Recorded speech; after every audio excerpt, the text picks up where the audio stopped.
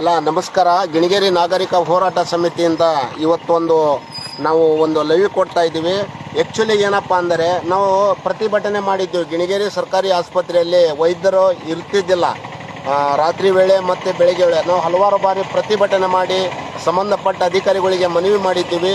ನಮ್ಮ ಮನವಿಗೆ ಸ್ಪಂದನೆ ಮಾಡಿ ಇವತ್ತು 24x ಡಾಕ್ಟರ್ ಇರ್ತಾರೆ ದವಾಖಾನೆ ಒಳಗೆ. 24x ಡಾಕ್ಟರ್ ಇರ್ತಾರೆ. ರಾತ್ರಿ ವೇಳೆ ಇಲ್ಲಿ ಸಂಬಂಧಪಟ್ಟ ಇಲ್ಲಿ ಏನೋ ಹಳ್ಳಿಗಳು ಇದ್ದಾವೆ. ರಾತ್ರಿ ವೇಳೆ ಇಲ್ಲಿ ಹಳ್ಳಿಗಳ ಜನರು ಎಲ್ಲರೂ ಬಂದು ರಾತ್ರಿ ವೇಳೆ ಡಾಕ್ಟರ್ ಇರ್ತಾರೆ. ಯಾವುದೇ ತೊಂದರೆ ಇರೋದಿಲ್ಲ, ಎಲ್ಲ ಅನುಕೂಲ ರೀತಿ ಇದೆ.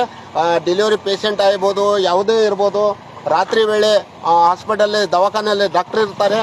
ಹಾಗಾಗಿ ನಾವು ನಮ್ಮ ಹೋರಾಟದಿಂದ ನಾವೊಂದು ಪ್ರತಿಭಟನೆ ಮಾಡಿ ಮನವಿ ಮಾಡಿದ್ವಿ. ನಮ್ಮ ಮನವಿಗೆ ಸ್ಪಂದನೆ ಮಾಡಿದಂಥ ಅಧಿಕಾರಿಗಳಿಗೆ ಹೃದಯಪೂರ್ವಕವಾಗಿ ಅಭಿನಂದನೆ ತಿಳಿಸ್ತಾ ಇದ್ದೀವಿ.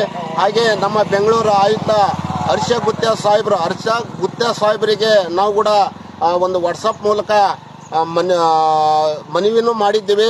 ನಮ್ಮ ಮನವಿಗೆ ಸ್ಪಂದನೆ ಮಾಡಿದಂಥ ಅಧಿಕಾರಿಗಳ ಹೃದಯಪೂರ್ವಕ ಅಭಿನಂದನೆ ತಿಳಿಸ್ತೀವಿ. ಇವತ್ತು ಹಗಲು ರಾತ್ರಿ ಎನಿ ಟೈಮ್ ವೈದ್ಯರು ಇರ್ತಾರೆ ದವಾಖಾನೆ ಒಳಗೆ.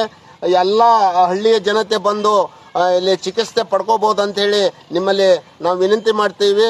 ಗಿಣಿಗೇರಿ ನಾಗರಿಕ ಹೋರಾಟ ಸಮಿತಿಗೆ ಇದೊಂದು ಜಯ ಅಂತ ಹೇಳಿ ಇಷ್ಟಪಡ್ತೀವಿ. ಇಂಕ್ಲಾಬ್ ಜಿಂದಾಬಾದ್. ಕಟ್ ಮಾಡ್ಸ.